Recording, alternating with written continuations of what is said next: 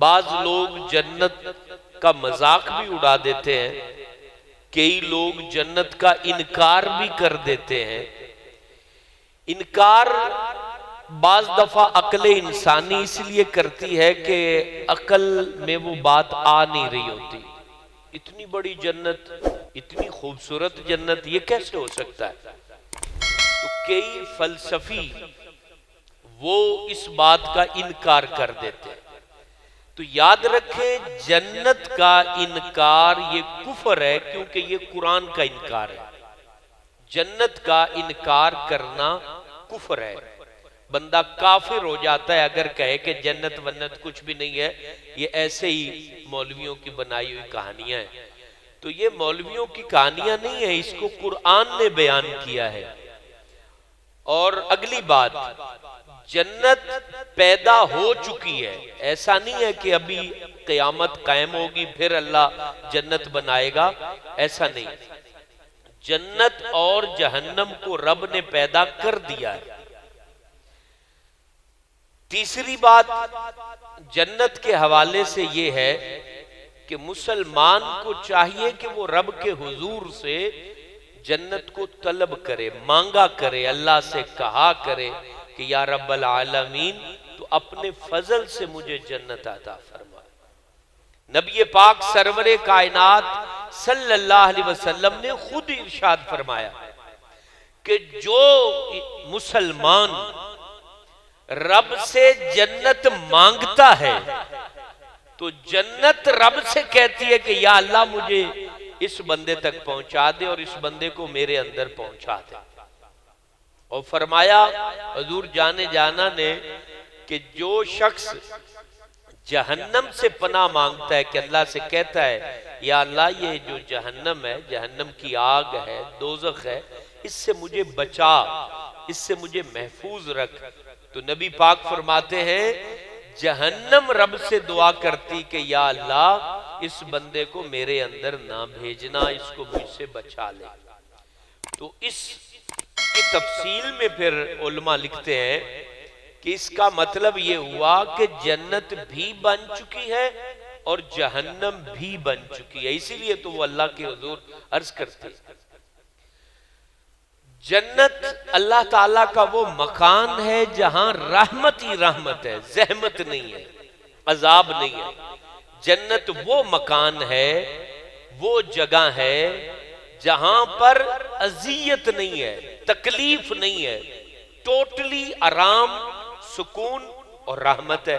ظاہر سی بات ہے جہاں رب کی رحمت ہو وہاں بے سکونی ہو ہی نہیں سکتی، وہاں سکون ہی سکون ہے، رحمت ہی رحمت ہے۔ تو جنت، خوش نصیب لوگ جنت میں جائیں گے۔ جنت میں جانے والے لوگ تین قسم کے ہوں گے۔ پہلے کسبی، کسب کا مطلب ہوتا ہے وہ جنتی جو اپنے عمل کی وجہ سے جنت میں اللہ کی رحمت سے پہنچیں گے، انہوں نے بہت زیادہ اچھائیاں کی ہوں گی تو اللہ تبارک و تعالی ان کو جنت میں پہنچائے گا۔ وہبی، وہبی جنتی وہ ہوں گی جو کسی جنتی کی وجہ سے جنت میں جائیں گے۔ جیسے نابالغ بچہ جب مر جاتا ہے، چھوٹا بچہ مر جاتا ہے تو وہ جنت میں اپنے ماں باپ کو بھی لے جائے گا۔ ماں باپ گناہگار تھے لیکن وہ جنت میں ان کو لے جائے گا۔ یہ جو جنت میں جا رہے ہیں یہ وہبی طور پہ جنت میں جا رہے ہیں، مطلب اللہ تبارک و تعالیٰ ان بچوں کی وجہ سے ان کے ماں باپ کو جنت عطا فرما رہا ہے۔ کچھ جنت میں عطائی طور پہ جائیں گے، رب کی رحمت جوش میں آئے گی اور اللہ تعالیٰ جنت کو بھرنے کے لیے کئیوں کو جنت عطا فرما دے گا۔ اللہ ان میں ہمارا بھی شمار فرمائے۔ اللہ تعالیٰ اپنی عطا سے ہمیں جنت عطا کر دے، کیونکہ ہم بہت گناہگار ہیں اور ہمارے گناہ بہت زیادہ ہیں۔ اس لیے میرے دوستو رب تعالیٰ سے اس جنت کو طلب کرنا چاہیے۔ اللہ قرآن میں جنت کے بارے میں یوں بیان کرتا ہے، کتنے خوبصورت الفاظ ہیں۔ اللہ فرماتا ہے ان اللہ اشترا من المومنین، رب نے خرید لیا مومنوں سے۔ ان اللہ اشترا کا مطلب ہے رب نے خرید لیا من المومنین، مومنوں سے کیا خریدا؟ انفسہم، ان کی جانیں خرید لی۔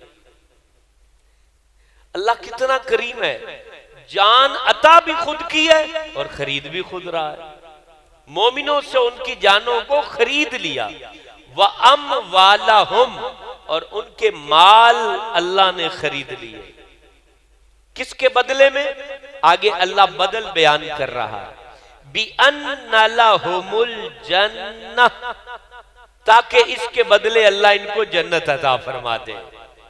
اللہ، مومن بڑے فائدے میں ہے، رب کی بارگاہ میں جان دے بدلے میں جنت پائے، رب کی بارگاہ میں مال دے بدلے میں جنت پائے۔ یہ اللہ تعالیٰ خود قرآن میں بیان کر رہا ہے۔ ہمارا رب چاہتا ہے کہ ہم جنت کو حاصل کریں۔ قرآن سنیے، قرآن میں اللہ کیسے بیان کرتا ہے، وَسَارِعُوا إِلَى مَغْفِرَةٍ مِّن رَبِّكُمْ، تیزی سے چلو۔ سارعو کا مطلب ہوتا ہے تیز تیز، سرعت سے، تیز تیز چلو، جلدی کرو، پیش قدمی کرو۔ کس طرف؟ اِلَى مَغْفِرَةٍ مِّن رَبِّكُمْ، اپنے رب کی بخشش کی جانب جلدی کرو۔ اور کس کی طرف؟ وَجَنَّةٍ، اور جنت کی طرف جلدی کرو۔ رب کہتا ہے اس جنت کی طرف جلدی کرو، اس کی طرف بڑھو۔ وہ جنت بڑی کتنی ہے؟ اب لفظوں کا انتخاب دیکھیں قرآن میں، اور رب نے سب کو کہہ دیا کہ جلدی جلدی جنت کی طرف چلو۔ عقل انسانی کہہ سکتی تھی اتنے سارے لوگ جنت میں چلے جائیں گے تو مجھے بھی جگہ ملے گی کہ پتہ نہیں ملے گی۔ تو اللہ نے آگے جنت کا پیمائش بھی بیان کر دی، جنت کی طرف بڑھو، جلدی جنت کی طرف چلو۔ عرضها السماوات والارض، فرمایا وہ جنت اس کی چوڑائی زمین آسمان کے برابر ہے۔ اب یہ بھی اللہ پاک نے صرف سمجھانے کے لیے۔ حضرت انس بن مالک سے کسی نے پوچھا کہ جنت کون سے آسمان میں ہے؟ تو حضرت انس بن مالک نے کہا کون سا آسمان کہ جہاں جنت ہو؟ کہا کہ ایسا کوئی آسمان نہیں کہ جو جنت کو سما سکے۔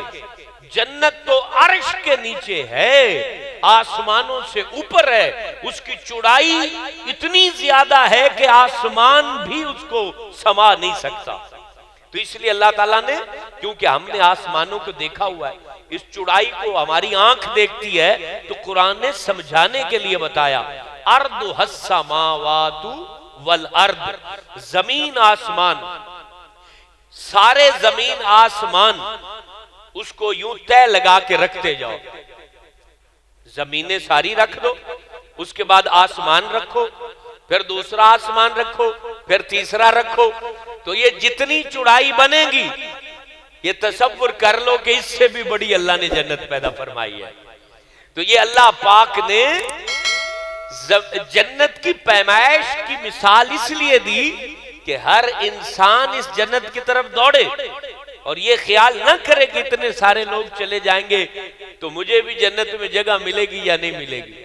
جنت اتنی پیاری ہے اور اتنی بڑی ہے، نبی پاک علیہ السلام فرماتے ہیں کہ حضرت موسیٰ کلیم اللہ نبینا علیہ السلام نے اللہ سے پوچھا یا رب سب سے ادنا درجے کا جو جنتی ہے، چھوٹے درجے کا جنتی، اس کو جنت میں کتنی جگہ تو عطا فرمائے گا؟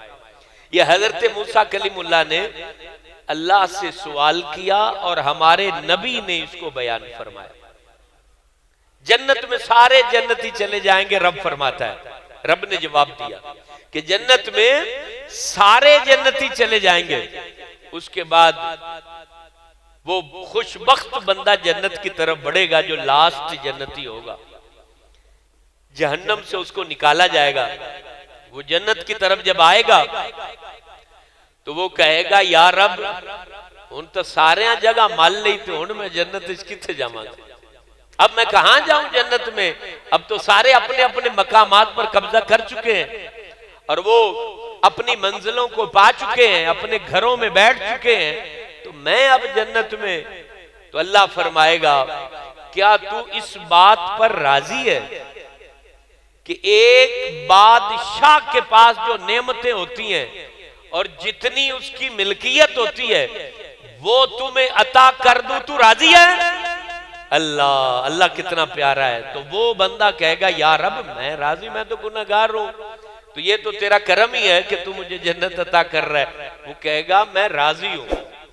رب فرمائے گا اس کی مثل ایک اور، وہ اس کی آنکھیں کھلی کی کھلی رہ جائیں گی. یعنی ایک بادشاہ جتنی جو جگہ ہے، جتنی نعمتیں ہیں وہ تمہیں دی، پھر اس کی مثل اور، پھر اس کی مثل اور، پھر اس کی مثل اور، پھر اس کی مثل اور. جب رب 5ویں دفعہ فرمائے گا تو وہ ہاتھ باندھ کے عرض کرے گا یا رب میں تجھ پہ راضی ہوں، مجھے اتنا کافی ہے. اور پھر رب فرمائے گا جا جنت میں چلا جا، اور جتنا میں نے کہا ہے اس سے 10 گنا تمہیں اور عطا فرما دیا. یہ اللہ ہے، یہ ہے اللہ سخی جواد. یہ ہم بخیل ہیں نا، 10 روپے دے دیے تو ڈر جاتے ہیں. یہ ہے رب، جتنی جنت اس ادنا درجے کے جنتی کو عطا فرمائی اس پر 5 مثل اور عطا کیا. پھر جاتے ہوئے فرمایا جا تمہیں اس پر 10 گنا اور عطا فرما دیا ہے. یہ جنت ہے میرے محترم دوستو.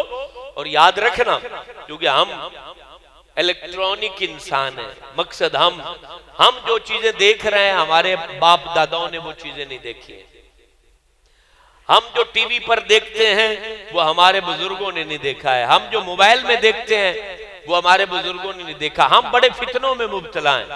ہم بڑے بڑے لیکچر جو ہے وہ موبائل پر سنتے ہیں اور ہم اپنے آپ کو پتہ نہیں کیا کچھ سمجھ بیٹھتے ہیں، اور ہر بندہ اپنے عقل کے گھوڑے دوڑاتا ہے اور بندوں کو گمراہ کرنے پر لگ جاتا ہے. یاد رکھیے گا جنت وہ پیدا ہو چکی ہے، اور جنت کا انکار کفر ہے، اور جنت کا مطالبہ کرنا، جنت کو طلب کرنا یہ پیارے آقا حضرت محمد عربی کی سنت مبارک ہے. حضور جانے جانا جن کے لیے جنت بنائی گئی ہے، جن کے صدقے سے جنت بنائی گئی ہے، جن کی وجہ سے جنت بنائی گئی. کیونکہ آپ خود ارشاد فرماتے ہیں اگر رب نے مجھے پیدا نہ کرنا ہوتا تو رب جنت کو پیدا نہ فرماتا. تو جنت کے دولہ حضرت محمد عربی صلی اللہ علیہ وسلم ہے. تو اس لیے آپ صلی اللہ علیہ وسلم بھی جنت کا سوال اللہ رب العالمین سے فرمایا کرتے تھے. اور یہ ہمارے سبق کے لیے تھا کہ ہم جس دنیا میں جی رہے ہیں یہ صرف مکان ہی حقیقت نہیں ہے ہماری زندگی کا، یہ صرف اچھا لباس ہی ہماری زندگی کی حقیقت نہیں ہے، یہ صرف اچھی گاڑی ہی ہماری زندگی کی حقیقت نہیں ہے. ہمارا قرآن، ہمارا اسلام، ہمارے پیارے نبی حضرت محمد عربی صلی اللہ علیہ وسلم ہمیں تعلیم دے چکے ہیں کہ تمہاری زندگی کی حقیقت اصل میں جنت ہے. جنت ہے، جنت تک پہنچنا وہ تمہاری کامیابی ہے، جنت تمہاری منزل ہے. اپنی زندگی میں انسان کو اتنا نہیں گم ہو جانا چاہیے کہ اتنی خوبصورت جنت کو بندہ جو ہے وہ فراموش کر بیٹھے، جس کے متعلق حضور فخر عالم علیہ السلام نے ارشاد فرمایا لوگوں سنو، جنت کے اندر موجود جو مکانات ہیں ان کی ایک اینٹ چاندی کی ہے، دوسری اینٹ سونے کی ہے، اس کا گارا مشک جو خوبصورت خوشبودار مٹی ہے، مشک کی خوشبو سے اس کا گارا تیار کیا گیا ہے، زعفران کی زمین ہے، اور اس کے جو کنکریاں ہیں وہ موتی اور یاقوت سے رب نے پیدا فرمائے ہیں. اور حضور صلی اللہ علیہ وسلم کی حدیثیں ترمذی میں موجود ہیں، مسلم شریف میں موجود ہیں، بخاری میں موجود ہیں. حضور علیہ السلام فرماتے ہیں کہ جنت کا جو درخت ہے اس کا تنا وہ سونے کا ہے اور اس کا سایہ اتنا گھنا ہے. آپ فرماتے ہیں ایک حدیث میں ہے 100 سال اور ایک میں ہے 40,000 سال بھی اگر کوئی گھوڑا دوڑتا رہے تو اس درخت کا سایہ ختم نہیں ہوگا. رب وہ درخت حضور جان عالم کے امتیوں کو عطا فرمائے گا. قرآن مجید فرقان حمید میں جنت کے تذکروں کو یوں بھی بیان اللہ فرماتا ہے وَبَشِّرِ الَّذِينَ آمَنُوا وَعَمِلُوا الصَّالِحَاتِ، اے میرے محبوب بشارت دیجئے ایمان لانے والے اور نیک عمل کرنے والوں کو، بشارت دیجئے، بتا دیجئے، ان کو یہ چیز سنا دیجئے، ان تک ان کے دلوں تک یہ پیغام الہ پہنچا دیجئے کہ ان لہم الجنہ، ان کے لیے جنت کے باغات ہیں۔ جنات کہتے ہیں باغات کو، ان کے لیے جنتیں ہیں، باغات ہیں جن کے نیچے نہریں رواں ہیں۔ ان لہم الجنات تجری من تحتها الانہار، یہ لفظ اللہ پتہ کیوں فرماتا ہے؟ ایسی جنتیں، ایسے باغات جن کے نیچے نہریں رواں ہیں، یعنی باغ ایسا ہونا کہ نہر گزر رہی ہو اور اس کے کناروں پر پودے اگے ہوئے ہوں اور اس کی شاخیں آپس میں ملی ہوئی ہوں اور نیچے سے نہر چل رہی ہو، تو وہ آنکھوں کو وہ منظر بڑا بھاتا ہے، بڑا خوبصورت لگتا ہے نا، یوں اس طریقے سے اس کی شاخیں آپس میں ملی ہوئی ہیں اور نیچے سے وہ پانی بہ رہا ہے، پانی بھی شفاف ہے، تو وہ آنکھوں کو بڑا بھاتا ہے۔ تو اللہ فرماتا ہے کہ میرے محبوب اپنے امتیوں کو بتا دو، ایک باغ میں نے بھی تیار کیے ہیں جس کے خوبصورت پتے ہیں، خوبصورت ٹہنیاں ہیں، خوبصورت شاخیں ہیں، اور نیچے جو اس کے نہریں بہ رہی ہیں نا، وہ نہریں زمین کھود کر نہیں بنائی گئی بلکہ وہ فرش کے اوپر بہ رہی ہیں، اور ان کا پانی ادھر ادھر نہیں ہوتا، جدھر رب چاہتا ہے اس طرف وہ پانی خود بہتا چلا جاتا ہے۔ اور پھر نبی پاک فرماتے ہیں جنت کا پانی اتنا شفاف ہے کہ کبھی گدلا نہیں ہوگا، مقصد باقی کوئی بھی پانی ہے وہ کچھ دن وہ پانی ٹھہرا رہے تو وہ پانی گدلا ہو جاتا ہے، پانی خراب ہو جاتا ہے۔ فرمایا کہ وہ پانی ایسا ہے جو شفاف ہے، وہ کبھی میلا نہیں ہوگا۔ حضور فرماتے ہیں جنت میں دودھ کی نہر کا دودھ کبھی خراب نہیں ہوگا، اس کو چلر میں نہیں رکھنا پڑے گا، اس کو دوائیاں نہیں لگانی پڑیں گی، وہ دودھ بالکل مزہ اس کا برقرار رہے گا، اور اس کی جو شہد کی نہر ہے وہ شہد بالکل جو ہے اس کو صاف کیا گیا ہے، اس میں ذرہ بھی کسی میل کا نہیں ہے، اس کے اندر ذرے کا کوئی ہزار قطرہ بھی جو ہے وہ کسی ایسی چیز کا نہیں جو طبیعت کے خلاف ہو۔ اور وہاں کی شراب کی نہر لطف اندوز ہے اور انسانی طبیعتوں کو فرت بخشنے والی ہے۔ وہ رب اپنے محبوب کے ذریعے بشارت دے رہا ہے کہ ان انسانوں کو بتا دو کہ یہ دنیا کے اندر اتنے گم نہ ہو جائیں کہ اپنی جنت کو ہی بھلا بیٹھے، یہ مال کی چمک میں اتنے گم نہ ہو جائیں کہ یہ جنت کی چمک کو بھول بیٹھے، یہ جوانی کے نشے میں اتنا گم نہ ہو جائیں کہ یہ اپنے جنت کے سرور دینے والے مشروبات کو بھلا بیٹھے، یہ اپنے کاروبار میں اتنے بدمست نہ ہو جائیں کہ یہ جنت کی خوبصورت مستی کو بھول جائیں، یہ دنیا کے اندر رہتے ہوئے اس طرح مستغرق نہ ہو جائیں کہ یہ اپنے اس انعامات کو جس کا تذکرہ قرآن نے بیان کیا اور رسول اکرم نے جس کو ہم تک پہنچایا اس سے یہ کہیں غافل نہ ہو جائیں۔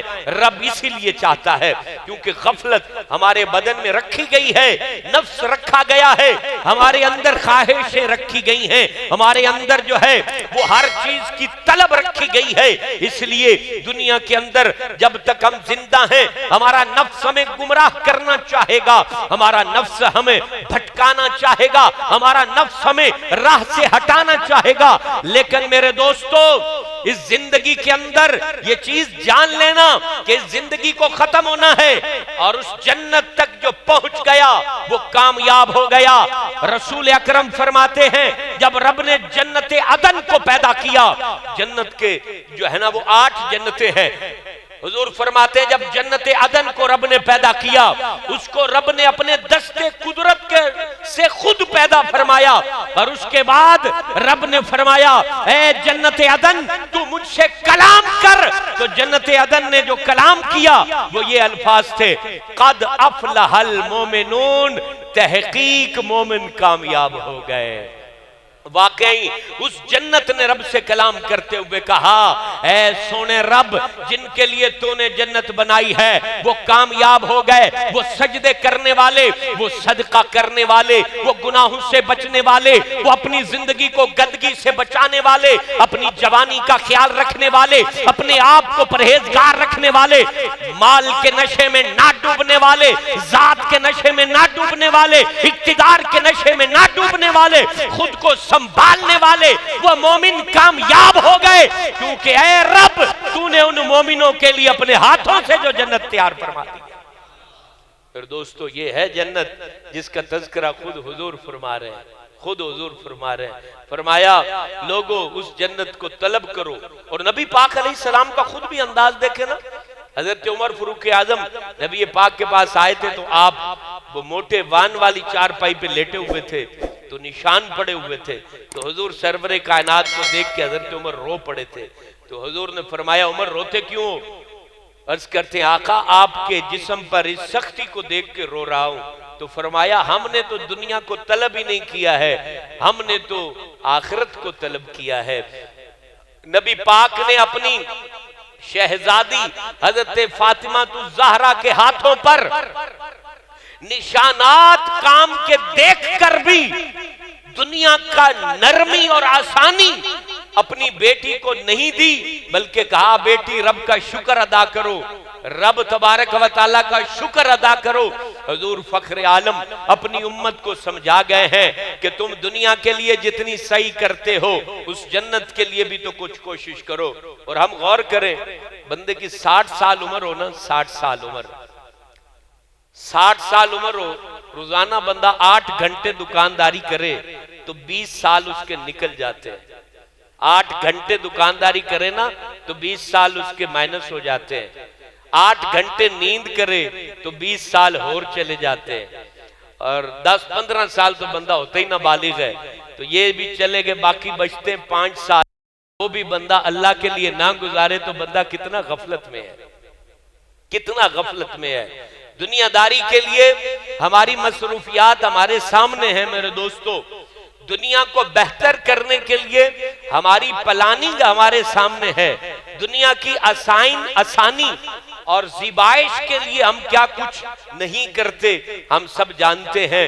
तो उस जन्नत के लिए हम क्यों नहीं कोशिश करते, उसके लिए हम अपने आप को अल्लाह की इबादत में क्यों नहीं मसरूफ करते कि जिस जन्नत को जब जहन्नमी देखेंगे, ये कुरान मजीद में मौजूद है, जन्नती चूंकि आला मकाम में है, जहन्नमी असफल मकाम में है, और रब सभी की आंखों के दरमियान जो पर्दे होंगे वो हटा देगा और जहन्नमी देखेंगे जन्नत के बाला खानों को,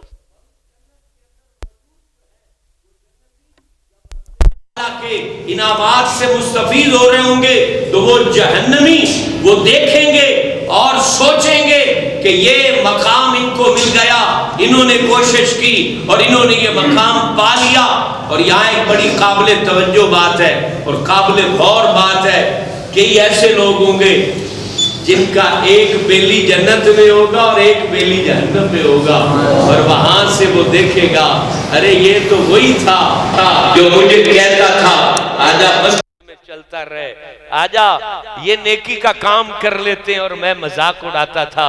अब ये देखो कितनी आसान और राहत के मकाम पर है और मैं यहाँ पड़ा हुआ हूँ। उस वक्त से पहले खुद को समझा लेना चाहिए। याद रखना कई ऐसे गरीब होंगे जिनको लोग कुछ ना समझते होंगे, वो जन्नत की अबदी नेमतों से मुस्तफीद हो रहे होंगे। कई ऐसे लोग होंगे जिनका लोग मजाक उड़ाते होंगे, वो जन्नत की आला मकामात पर फैज होंगे। इसलिए मेरे दोस्तों अपनी जिंदगी के इन लम्हात को, इन घड़ियों को, बिलखुसूस जिनके बालों में सफेद बाल आ चुके हैं, अब उनके पास मौत अपना पैगाम ला चुकी है। इसके बाद उनके पास अब कोई चांस बाकी नहीं रहा, कोई उम्मीद बाकी नहीं रही। अब उन्हें रब के हुजूर सच्ची तौबा कर लेनी चाहिए। और नौजवान तो वो खुशबख्त है जिसने जवानी पर काबू पा लिया, जिसने नफ्स के ऊपर अपना भारी पांव रख लिया, जिसने अपनी जात को सीधा कर लिया। ये तो वो खुशबख्त है जिस पर जन्नत भी नाज करती है और जिस पर अर्श भी नाज करता है। और रब्बे करीम महशर के दिन इन नौजवानों से फरमाएगा तुम कहां हो, आओ मेरे अर्श में साए में तुम्हारी मेहमान नवाजी की जाए। नबी पाक और तमाम अंबिया उस नौजवान पर नाज करते हैं जो जवानी में सच्ची तौबा करता है। कुछ بدن میں طاقت باقی ہو تو توبہ کر لینی چاہیے. ویسے تو ہر بندے کو ہی اللہ پسند کرتا ہے. سفید داڑھی ہو جائے پھر بھی اللہ کہتا ہے بے بیلیا ہونا آ جا, میں تینوں معاف کرنا آستے تیار ہاں, تو نہیں آننو تیار ہے. میرے دوستو, جنت کے متعلق حضور فخر عالم کی تعلیمات آپ سماعت کر رہے ہیں. حضور فرماتے ہیں جنت کے 100 درجے ہیں. کتنے درجے؟ ایک درجے کے درمیان زمین آسمان جتنا فاصلہ ہے. اور حضور فرماتے ہیں آخری درجہ جنت الفردوس ہے, جس کے اندر میرے آپ کے نبی حضرت محمد رسول اللہ. اور نبی پاک فرماتے ہیں رب اعلیٰ سے جنت الفردوس طلب کیا کرو. نبی پاک نے فرمایا رب اعلیٰ سے جنت الفردوس طلب کیا کرو. یا رب میں ہوں تو نکما, لیکن اگر تو نبی کے قدموں تک پہنچا دے تو تیری مہربانی ہے مولا. یہ مطالبہ کیا کریں, مانگا کریں.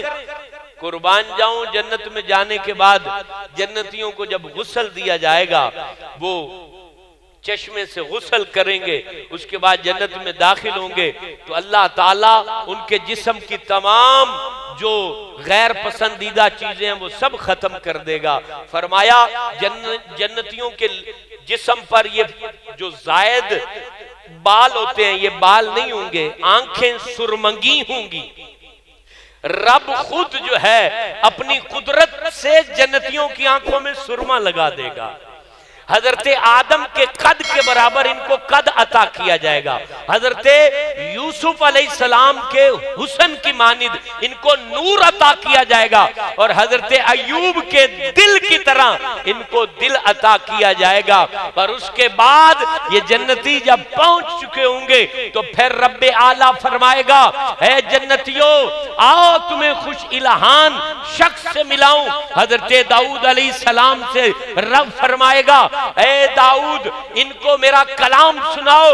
حضرت داؤد جو لحن داؤدی مشہور ہے, حضرت داؤد علیہ نبینا علیہ السلام رب کا کلام خوبصورت آواز میں پڑھیں گے تو سبھی مسرور ہو چکے ہوں گے. تو رب فرمائے گا ایسا کلام تو نے کبھی سنا تھا؟ تو اس وقت وہ کہیں گے یا رب ہم نے نہ تو سوچا, نہ محسوس کیا, نہ سنا. تو پھر نبی پاک علیہ السلام سے رب فرمائے گا اے میرے محبوب ان کو میرے قرآن کی تلاوت سناؤ.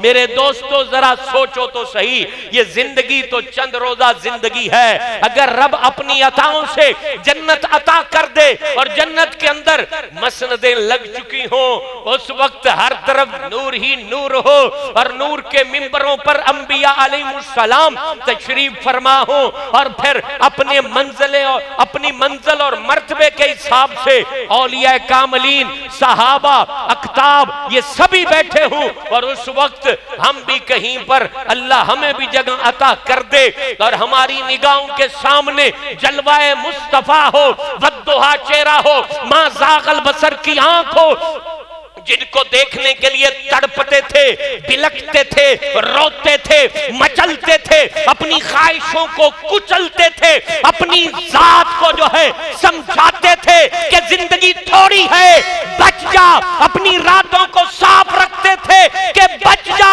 یہ رات بھی بیت جائے گی, یہ بات بھی بیت جائے گی, یہ ذات بھی ختم ہو جائے گی. یہ ساری باتیں کرتے کرتے زندگی اس نہج پر آ پہنچی کہ زندگی ختم ہو گئی اور ہم دنیا چھوڑ کے چلے گئے.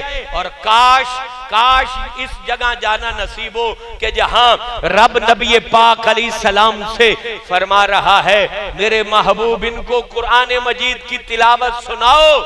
اللہ اللہ, اس وقت حضور جانے جانا فخر عالم, محبوب عالم, سرور عالم, سردار عالم, سالار عالم صلی اللہ علیہ وآلہ وسلم کے لبہِ اقدس کو جنبش ہوگی. حضور جانے جانا سورہ یاسین شریف کی تلاوت فرمائیں گے. اللہ اللہ, رب اعلیٰ خود فرمائے گا اے جنت میں آنے والو, میری نعمتیں پانے والو, میرے باغات سے مسرور ہونے والو, مجھ تک پہنچنے والو, میری رحمتوں کو جو ہے وہ تمہارا مقدر بنایا گیا ہے, مجھے بتائیے ایسی شیریں زبان تمہیں کبھی میسر آئی ہے؟ اللہ اللہ. تو حضور جان عالم کی میٹھی زبان سے میٹھی زبان کس کی ہو سکتی ہے؟ پھر رب کریم فرمائے گا. بڑی پیاری بات ہے، غور سے سنیے گا، اپنی زندگی کو سمجھ جائیے میرے دوستو. جنت کو بھلا دینا عقل مندی نہیں، جنت کے لیے کچھ کام نہ کرنا عقل مندی نہیں ہے. دانائی یہی ہے کہ اس زندگی کے اندر جتنا جینا ہے اتنا اس زندگی کے لیے کچھ کریں، اور جتنا آخرت میں نہ ختم ہونے والی زندگی جینی ہے اتنا اس کی تیاری میں مصروف ہو جائیں. اور یاد رکھیں وہ آخرت سبھی کو اس کا سامنا کرنا ہے، اس آخرت کا سبھی کو سامنا کرنا ہے. اور جنت میں سعادت مند پہنچیں گے. اور سب سے بڑی بات جو بتانے جا رہا ہوں، جنتیوں کو ملنے والی سب سے بڑی نعمت کے بارے میں آپ کے سامنے گفتگو کرنے جا رہا ہوں. غور سے سنیے گا کہ جنت میں جانے والوں کو سونے چاندی کے محلات تو ملیں گے، ایک موتی کا کھوکھلا ایسا خیمہ ملے گا جس کی لمبائی چوڑائی 60 میل ہوگی. اس طرح کی خوبصورت نہریں بھی میسر ہوں گی، خوبصورت باغات بھی میسر ہوں گے، ریشمی لباس بھی میسر ہوگا. جنت کے اندر جو ہے انہیں پاک بیویاں بھی عطا کی جائیں گی اور بیویوں کو پاک شوہر بھی عطا کیے جائیں گے. جنت کے اندر مشروبات الگ قسم کے ہوں گے. جنت میں کلما رزقوا منها من ثمرات الرزق قالوا هذا الذي رزقنا من قبل واتوا به متشابها. جنت کے اندر انواع و اقسام کے پھل تو ہوں گے. جنت میں کھایا جانے والا پھل اس کے ایک لقمے میں 70 ذائقے، اس سے بھی زیادہ ذائقے پوشیدہ ہوں گے. جنت کا پانی بھی نعمت، جنت کی زمین بھی نعمت، جنت کے باغات بھی نعمت، جنت کی بیویاں بھی نعمت، جنت کی تمام چیزیں نعمت ہیں. لیکن سب سے بڑی نعمت وہ یہ ہے کہ جنتیوں کو جب رب جمع فرمائے گا اور کوئی جو ہے مشک و عنبر کے ٹیلوں پر بیٹھے ہوں گے، کوئی نور کی مسند پر بیٹھے ہوں گے، اور اس وقت رب فرمائے گا اے جنتیوں تم نے میرے لیے اچھے کام کیے، مجھے منایا، تم پر میں نے رحمت کی، بتاؤ تم راضی ہو؟ تو جنتی کہیں گے یا رب تو نے ہمیں قبول کیا، مہربانی کی، ہم پر احسان کیا، ہم تو تمہیں جو ہے ہم راضی نہیں کر سکتے تھے، یہ تیری مہربانی ہے. اتنی بات کرنے کے بعد حضور جان عالم فرماتے ہیں رب تبارک و تعالی تمام پردے ہٹا دے گا اور جنتیوں کو اپنا دیدار عطا فرمائے گا. اللہ اکبر. رب اعلیٰ اپنا دیدار عطا فرمائے گا. حضور جب بیٹھے تھے رات کا وقت تھا، 14ویں کا چاند نکلا ہوا تھا، اور نبی پاک فرماتے ہیں جس طرح اس چاند کو تم دل کھول کے دیکھ رہے ہو جنتی اپنے رب کو دیکھیں گے. اور قربان جاؤں وہ رب پتہ کیا کہے گا؟ ایک حدیث میں ہے ایک بندے سے اللہ کہے گا ہاں بھائی بیلیا 10 تو کم کیتا سی نا فلانی جگہ تے، اس کی خطا اس کو یاد کرائے گا. تو وہ کہے گا یا رب تو نے تو معاف کر دیا ہے مجھے، تو نے تو مجھے معاف کر دیا ہے. وہ بھی خوش قسمت ہوگا جس سے رب کلام فرمائے گا. اور اللہ فرمائے گا ہاں میری بخشش کی کشادگی کی وجہ سے تم یہاں تک پہنچے ہو، تم یہاں تک پہنچے ہو. میرے دوستو، میرے بزرگوں، جنت کو فراموش کرنا یا مذاق کا حصہ بنا دینا یہ بہت بڑی نادانی ہے، بہت بڑی غفلت ہے. مرنے کے بعد مسلمان کے لیے بہترین ٹھکانہ وہ جنت ہی تو ہے. مرنے کے بعد کون سی چیز ہمیں سکون دے گی؟ وہ جنت کی خوبصورت ہوائیں تو ہیں جو قبر کی طرف آئیں گی اور ہمیں تسکین پہنچائیں گی. اس لیے اپنی زندگی میں اتنے مصروف مت ہو جاؤ کہ جنت یاد نہ رہے، جہنم کی تپش کا احساس نہ رہے. اپنے آپ کو سنبھال کے رکھو. کہاں تک بندہ دوڑے گا؟ قرآن کہتا ہے بندے دوڑ لے. کتنا دوڑے گا؟ رب سے تو نہیں بھاگ سکتا، رب سے تو نہیں بھاگ سکتا. اس لیے اپنی جنت کو سنوارنے کا احساس بیدار کیجئے. اپنی ذات کو گناہوں سے بچائیے، لوگوں کے حقوق تلف کرنے سے اپنے آپ کو بچائیے.